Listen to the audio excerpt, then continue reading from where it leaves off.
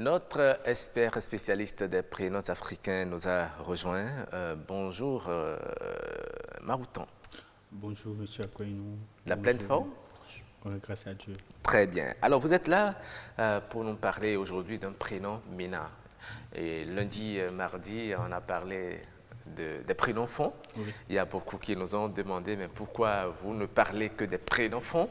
Alors aujourd'hui, on a choisi de parler d'un prénom Mina.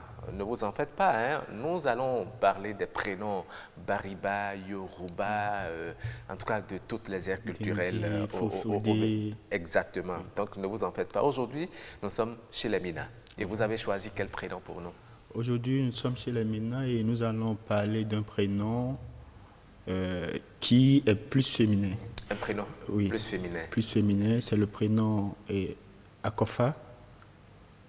Prénom Akofa? Oui, Akofa. Ah, d'accord. Peut-être que, comme je ne suis pas de l'aire socio-culturelle maintenant, oui, la prononciation peut porter un peu à confusion. Akofa. Oui. Akofa, c'est un prénom plus féminin qui veut dire le cœur apaisé.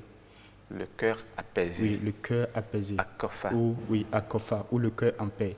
Et il y a un autre prénom de l'aire socio-culturelle maintenant qui est apparenté à ce prénom. C'est le prénom Djimefa. Djimefa. Oui, Djimefa. OK. Qui veut dire la même chose. OK. Simplement que c'est des prénoms synonymes, mais qui sont tous des prénoms à caractère féminin. Il est rare de trouver des personnes du sexe masculin qui portent ce prénom-là. Oui, c'est un peu comme trouver un homme qui s'appelle Gladys, par exemple, même s'il y en a. On peut donner... Parfois, on entend oui, ça existe.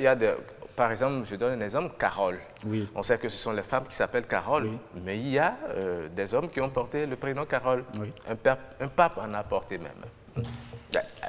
Donc, on peut donner ce prénom, par exemple, je suppose, et si le couple a vécu un long moment de stérilité après le mariage, et Dieu leur accorde la grâce d'avoir un enfant, ils peuvent appeler cet enfant par le prénom Akofa ou Djimefa, pour dire que le cœur maintenant apaisé. Ouais. Ou par exemple, si c'est un couple qui a eu, par exemple, rien que des filles et qui sont à la recherche de garçons et qui finalement finissent par l'avoir, ils peuvent l'appeler Akofa ou Djimefa pour dire que maintenant le cœur est apaisé.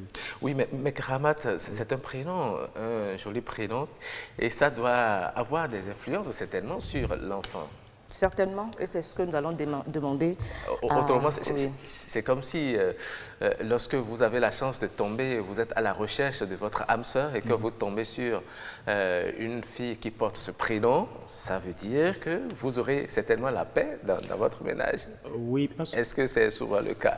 En fait, la première chose à laquelle il faut penser lorsqu'on veut attribuer un prénom à un enfant, il faut d'abord chercher à comprendre le message socio-culturel qui se cache derrière ce prénom et l'influence que ce prénom pourrait avoir sur cet enfant.